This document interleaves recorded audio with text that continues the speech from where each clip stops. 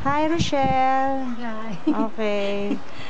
Rochelle, kwento mo naman sa amin about dun sa product na ginamit mo.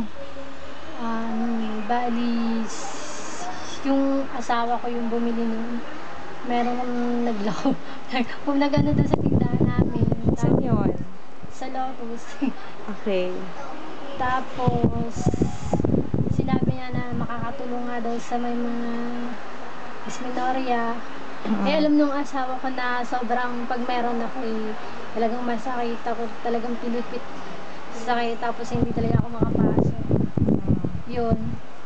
Nung una ayoko gamitin, siya lang yung makulit. Tapos nang nagkameron niya ako, ginamit ko, sabi ko, hindi nga masakit. Tapos, nakakapag linis-linis ako ng bahay. Tapos, di ginamit ko nga, di okay naman. Tapos, pumunta ulit din yung nagbebenta. Nag-text yung asawa ko, sabi ko, huwag nang bumili.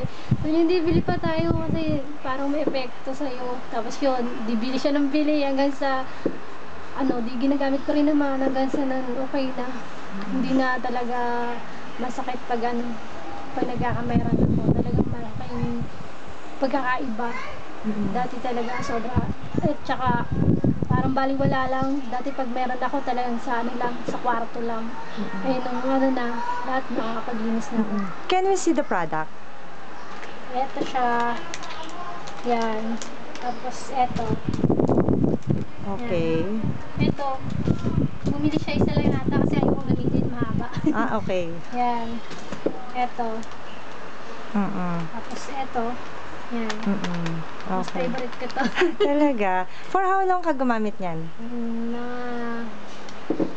Nung talaga magkakasunod for siya 4 months straight. Pero hanggang 6 months kaya lang nung pag first day hanggang second day ko lang ginagamit kasi pag another day na maano na siya, wala na siya, hindi na siya masakit.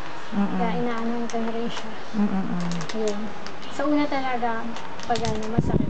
So, sa una normally heavy flows, di ba? Hindi ka naman natatapusan.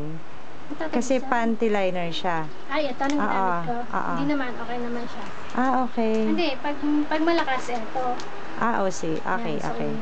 Then, pag medyo na, ito na lang. So, it really, natanggal yung pain. Oo, sobrang Yun yung tama ba? Dysmenorrhea? Dysmenorrhea. Okay. Dysmenorrhea.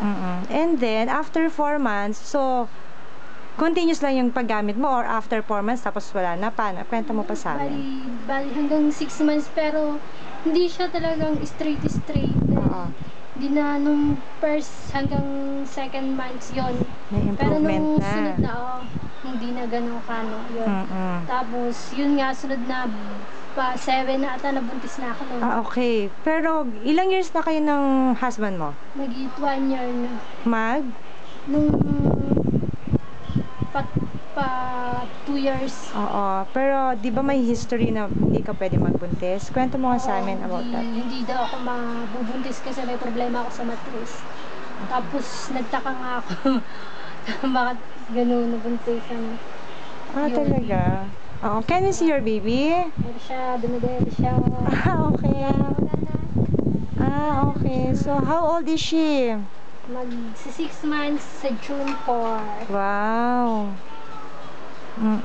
So, can you say na recommended talaga yung product na yan? Sobrang malaking epekto talaga siya.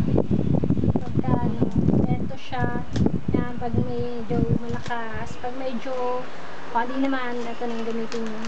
Okay. Yan. Okay. Thank you, Rochelle. Thank you.